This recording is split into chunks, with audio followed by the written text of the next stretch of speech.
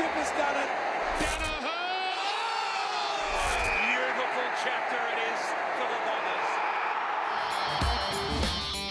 Yeah, I'm highly embarrassed about that now. I had no idea it was him. I just thought it was another couple of Collingwood nappies.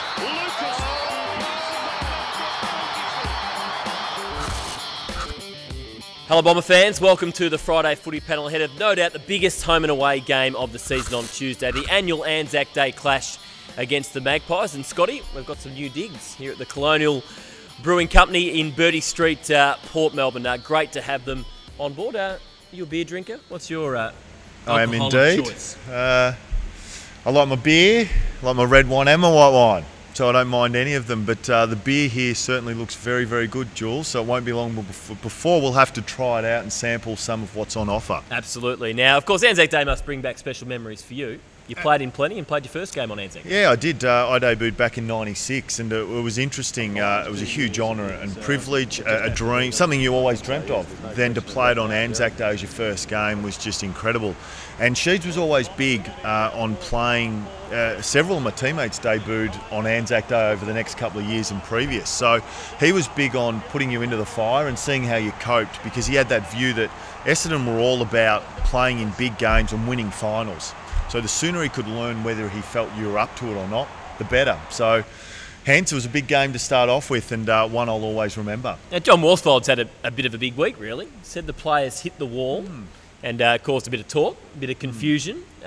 What do you make of it all? Gross overreaction, Jules. You're not having a go at the media that you're now in, are you, Scotty? No, and look, as someone who sort of jumps in and out of the media in a sense, the media need content. Yeah. It drives the week. So I have no issue with their response to it. But in context, I think you get coaches after a game, they spend 5 or 8 minutes. I'm sure their head's still spinning, so they haven't properly dissected the game in their own mind. And I've heard coaches also say that they're reluctant to say much at those press conferences for fear of what happened to John, in a sense.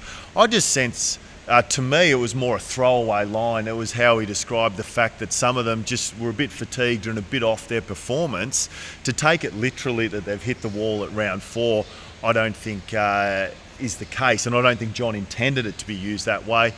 We heard Hep speak through the week that everything's going okay. They didn't perform well. They played against, I think, the team that is going the best in the competition at this stage. The way that they go about it, they're outstanding. So take nothing away from them. The boys had a very good third quarter, disappointing first quarter. That's the team at the minute, though. It's a team where it's just trying to gel. And I think we went into the season unsure of how it would unfold. Got off to a great start. On reflection, Hawthorn haven't won a game, so that gives you some further context. Hard to get a read on that It's result, hard. It's hard to read the performance of any team until after 6 or 8 weeks, where you start to sort it out. But I just think they're a team that are learning a lot about themselves and will continue to evolve as the year goes on. Another thing John was big on this week is Cale Hooker is staying forward. He's a forward. Yeah. Is that the right move, or can you see at some stage this year he goes back? I think it's the right move, certainly at the minute, and for 2 reasons. I think it's helping Joe Danaher, helps the structure of the team, and you've got to take into account that Hooksy missed the last 8 weeks of pre-season with his hamstring, didn't play last year, is playing in a new position in terms of the permanent aspect of it, having played there at times previously. So for all of those reasons, you've got to give it a lot more than 4 weeks. His second half of the year will be much better.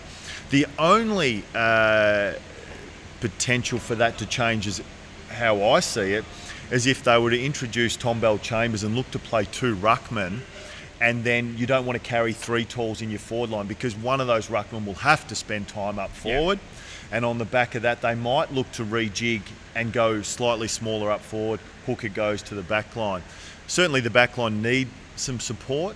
I think their issues more has been about the ease of ball coming inside forward 50 and the volume, the number of entries, rather than the pure one-on-one defending. We saw a lot of space last week that Walker and Betts were able to work into.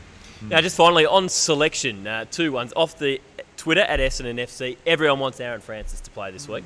Is that the right call? And Ben McNeese, upgraded from the rookie list, small defender. Connor McKenna is out through suspension. A chance to be a debutant on Anzac Day. How would he be feeling if that is the case? Well, elevated, so you'd think he's a fair chance.